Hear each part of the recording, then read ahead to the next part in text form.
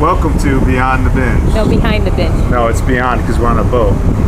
Oh, okay. And I am behind the binge currently. You're yelling. You don't need to yell. Eleni Binge from Beloved Binge. What's your latest song? Reasons You Can Understand, which we adapted as a poem from Stephen Jesse Bernstein. Did you grow up in Seattle? Maybe you were influenced by his poetry? Yes. I did go. I feel like it's a little close. We can zoom in later. So one day when I was like in my 20s, there was a post, how do you say it? Humus or hummus? Posthumous. Neither of what I said. I always struggle with that. I get hummus in there. A posthumous benefit, or not really benefit, it was a celebration for Stephen Jesse Bernstein, the poet who had died.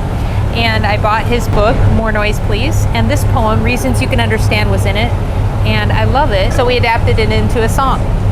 Oh, nice. And you wrote the lyrics? No, I just said... You got a license agreement? I adapted his song. Yeah? Did you get a license agreement? Yes, I did. In fact, I was kind of naive, and I wrote his executor when I found her, and she kindly let us, we made an agreement with her. Oh, tell me about the music. Tell me about the song. You told me that the lyrics, but what? This is what he wants me to say. Rob Beloved's guitar is excellent. If you listen to the overlay, I love that part. Personal reasons, and those we share. I think my favorite part of the song. And what about the drums? I felt they were pretty good on that one. I thought you were going to say lackluster. No, I said that in the last one. Oh, okay, yeah, last one. I thought they were steady.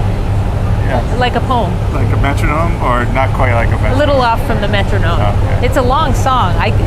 We barely memorized it. It's a long poem. But the poem is very deep. We are together in our struggle against lonesomeness, and alone in our struggles against the world. I know it looks the other way around, but it's not. And it speaks to how we're trying to, find our way. And right, there's as many reasons to hold on as to let go, he says in the poem. There's every reason to give up, and I mean give up. And there's many reasons to hold on tight. He struggled with living, basically. He gives all these kind of creative examples. Maybe that's the mystery.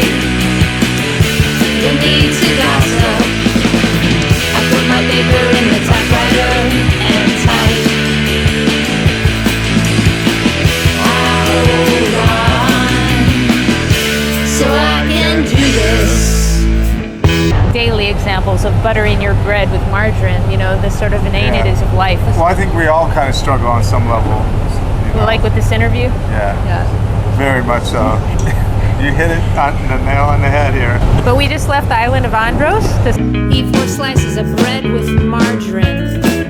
Called the typing a poem, the gossip, friendship. I remember seeing the benefit at the OK Hotel in Seattle, and it was just really remarkable to see everybody come together, but also just to learn of this poet who was, he was kind of known as like a rock and roll poet. He knew William Burroughs.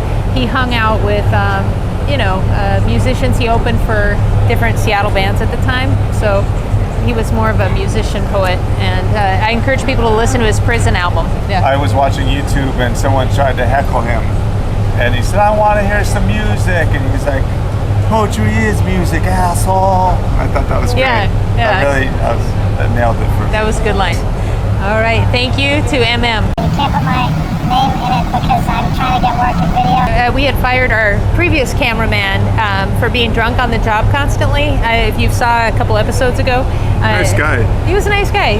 It was actually voluntary. We didn't pay him anything. But we went to Alcoholics Anonymous and found another volunteer. So these are some of the reasons